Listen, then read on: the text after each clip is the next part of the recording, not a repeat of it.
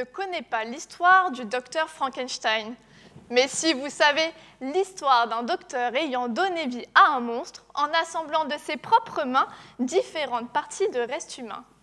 Mais alors, comment ce monstre peut-il être sûr que son corps, composé de plusieurs corps, est le sien et qu'il peut le contrôler? Bien que le monstre Frankenstein soit de la science-fiction, dans ma thèse, je cherche à comprendre de quoi a besoin notre cerveau pour s'approprier notre corps et le faire fonctionner. Mais encore, comment peut-on tromper notre cerveau pour qu'il s'approprie un corps qui ne nous appartient pas? Pour répondre à ces questions, dans ma thèse, je recrute des participants, comme vous et moi, et je les plonge dans une illusion corporelle dite l'illusion de la main en caoutchouc. Cette illusion consiste à vous faire croire qu'une fausse main placée devant vous est la vôtre. Pour cela, je demande à mes participants de mettre leurs mains sur une table, à côté de laquelle je place une fausse main. Puis, avec une planche en bois, je cache de leur regard leur vraie main et je leur demande de regarder que la fausse main qui est placée devant eux.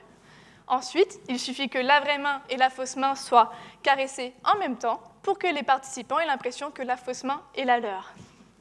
Dans mes expérimentations, j'oppose deux conditions. Soit c'est moi qui viens caresser la vraie main et la fausse main, soit ce sont les participants qui viennent caresser que la fausse main pendant que moi je continue à caresser leur vraie main. Mes résultats ont montré que dans ces deux conditions, en moins d'1 minute, le cerveau est trompé et les participants ont l'impression que la fausse main est la leur. Ils en oublient même leur vraie main cachée. Encore plus intéressant, dans la deuxième condition où le sujet vient toucher lui-même la fausse main, 70% des participants ont l'impression que s'ils le désiraient, ils pourraient même la faire bouger.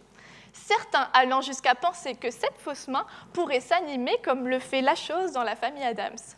Enfin, ils n'iraient pas jusqu'à mettre leurs mains à couper non plus. Nous avons nommé cet effet l'effet Frankenstein, puisque les sujets, en touchant eux-mêmes la fausse main, se la sont appropriée, mais en plus, ils ont l'impression de lui avoir donné vie. Ces résultats nous montrent que pour nous approprier un corps qui ne nous appartient pas, nous ne devons pas simplement le regarder, mais il nous faut aussi le toucher et agir avec.